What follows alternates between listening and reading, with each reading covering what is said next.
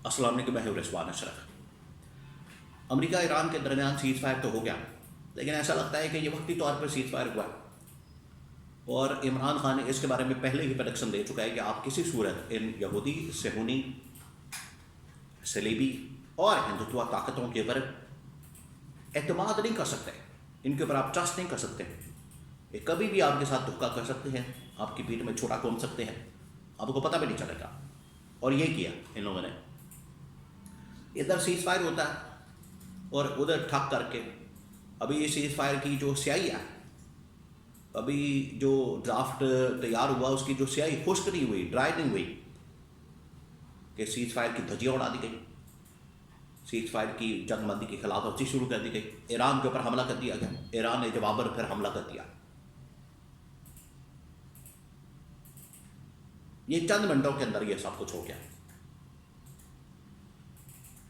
Seize fire क्यों तोड़ा गया है, अब क्या हकीकत सामने आई है, क्या कहा जा रहा है, इसके बारे में बड़ी अहम तरीन मालूमात। नंबर 2, ये जो एक ट्रंप धमकियाँ देता है, उसने पहले ईरान के ऊपर न्यूक्लियर हमला करने की जैसे धमकी दे दी, फिर से वो धमकियाँ दे रहा है। ये जो धमकियाँ में इस लहजा, ये जो एक टोन है थ्रेटनिंग किस्म की, ये बदमाशों की, इंटरनेशनल बदमाश बन के ट्रंप या अमेरिका ऑपरेट करता है, पूरी दुनिया के ऊपर कब्जा करना चाहता है। ईरान, इनको तो दिमाग में था, जहन में था कि 2 दिन का काम है, 2 दिन की बात है, जुमे की रात को जाएंगे, हफ्ता इतवार 2 दिन वाइंड अप करेंगे और मंडे वाले दिन मामूल के मुताबिक सब कुछ शुरू हो जाएगा। इन्होंने तो सोचा ही नहीं था कि ईरान इनको 40-45 दिन के लिए एंगेज कर लेगा, इनको अपने पिच के ऊपर ले आएगा, वहाँ से भागना निकलना इनके लिए मुश्किल हो जाएगा। इन्होंने तो सोचा ही नहीं था, इनकी कैलकुलेशन ही नहीं थी। इतनी बड़ी मिस कैलकुलेशन की और ब्लंडर किया, और अब फिर वही धमकियाँ में इस लहजा। इसके बारे में बड़ी अहम तरीन मालूमात, 2-3 खबरें। सीज़ फायर का क्या बना, इसका फ्यूचर क्या, मुस्तकबिल क्या, पाकिस्तान के अंदर क्या डायलॉग हो सकता है, और सीज़ फायर कैसे तोड़ दिया। एक तरफ सीज़ फायर किया जाता है और सीज़ फायर की औकात ये है, हालत ये है कि घंटा भी नहीं गुजरता और इस सीज़ फायर को घंटे पर रखा जाता है और हमला कर दिया जाता है ईरान के ऊपर। इसराइल हमला करता है, लेबनान के ऊपर भी हमला करता है, ईरान के ऊपर भी हमला करता है, और ये हमले मुसलसल जारी हैं और सीज़ फायर की धज्जियाँ उड़ा दी जाती हैं। ये मुकम्मल एक सीज़ फायर होता है। अब इसमें कहा जा रहा है कि सीज़ फायर के अंदर अमेरिका ईरान सीज़ फायर था, लेबनान शामिल नहीं था, कोई और मुल्क शामिल नहीं था, ये एक तमाम ममालिक के लिए सीज़ फायर नहीं था, 2 तरफा सीज़ फायर था अमेरिका ईरान के दरमियान। तो अब इसमें जो धोखेबाजी का एलिमेंट है वो शामिल हो गया है। सबसे पहले तो इसराइल और यूएई, ये बदकिस्मती के साथ कहना पड़ा, इसराइल कभी भी नहीं चाहता, आज भी, इससे पहले भी, कि ईरान के साथ किसी किस्म का सीज़ फायर हो, ईरान के साथ किसी किस्म के मामला बेहतर हो, ईरान के साथ किसी किस्म की जंगबंदी हो, या ईरान का इस खत्ते के अंदर वजूद हो या दुनिया के अंदर वजूद हो। ये है इसराइल की सोच। तो अगर इसराइल के दिमाग के अंदर ये बात है, ये उसके दिमाग के अंदर कीड़ा है, तो किस तरह से ये मामला आगे बढ़ सकता है। ये फिर अमेरिका बीच में से निकल जाए, इसराइल और ईरान आपस में लड़ते रहे, पता चल जाएगा कौन कितने पानी में है, ईरान की हैसियत क्या है, इसराइल की हैसियत क्या है, वो खुल के सामने आ जाएगी, दूध का दूध पानी का पानी हो जाएगा। तो ये इसराइल हमले कर रहा, लेबनान के ऊपर भी, ईरान के ऊपर भी, अभी भी, और सीज़ फायर की धज्जियाँ उड़ा दी गई है। दूसरी जानब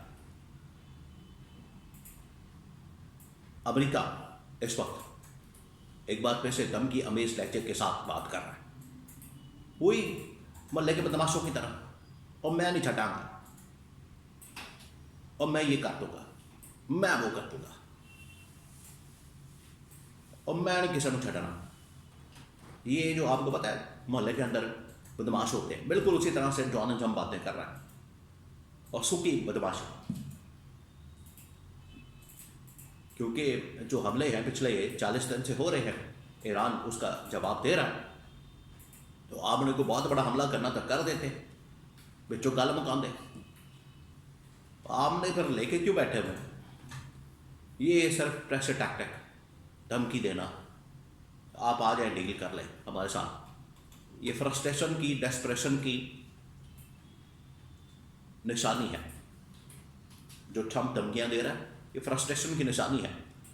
इतना फ्रस्ट्रेट हो गया है। हालत ये है कि आए थे रजीम चेंज ऑपरेशन करने, अवाम को आज़ाद करने, ईरान को आज़ाद करने, न्यूक्लियर प्रोग्राम को ख़त्म करने, यूरेनियम वहाँ से चोरी करने, और पता नहीं क्या कुछ कर रहे हैं। बात आके कहाँ पर ख़त्म हुई कि अपना हुर्मस खोल है पास। ये हालत है अमेरिका और उसके इत्तेहादियों की, इसराइल की, या ये अरब ममालिक की, अरब जो इत्तेहादी है इसके। ईरान ने इस तरीके से इनको लम्बे डाला कि इनको समझ नहीं आई। अपना हुर्मस उसने इस तरह से कंट्रोल किया। वो इकोनॉमिस्ट की सबसे बड़ी पिक्चर तस्वीर जो पब्लिश की उसने फ्रंट पेज के ऊपर। तो ये धमकी पेश लाया आज भी उसी तरह से। और वो जो न्यूक्लियर हमला कि मैं पूरी सिविलाइजेशन मिटा दूंगा, ये वो 1945 1945 का वर्ल्ड वॉर 2 का ज़माना नहीं है कि जब आप अकेले के पास एटमी बम था या एटम बम था, और पूरी दुनिया के पास 10 ममालिक तो डिक्लेयर्ड है, बाकी कितनों के पास मौजूद है कुछ पता नहीं। तो आप शीशे के घर में रह के इस तरह की बातें दूसरों की तरफ बट्टे जो है, रोड़े जो है या पत्थर जो है वो नहीं मार सकते शीशे के घर में रहते हुए। फिर आपकी तरफ भी पत्थर आएंगे। तो ये लेकिन काबिल एतबार नहीं है, काबिल एतमाद नहीं है। ये जितनी सेहूनी, यहूदी, सलीबी और हिंदुत्व ताकत है, ये जो 4 तागूती किस्म की, शैतानी किस्म की ताकतें हैं दुनिया के अंदर ऑपरेट कर रही हैं, ये काबिल भरोसा नहीं है। इमरान खान पहले इनके बारे में बता चुका है, और इमरान खान तो कई मरतबा इनको नंगा करता है, इनकी औकात खोली, इनको बताया, इनको पब्लिक किया, और ये देख लें आज आपके सामने है सब कुछ कि इन्होंने किस तरीके से जंगबंदी के नाम के ऊपर धोखा किया। और अभी भी ईरान के ऊपर हमले, अभी भी ईरान के ऊपर जारियत और एग्रेशन जारी है। अगर ये पास नहीं आएंगे तो ईरान भी पास नहीं आएगा। नेगोशिएट करें, बात करें, डील करें, मुकम्मल करें, इसके अंदर ही सबकी भलाई है।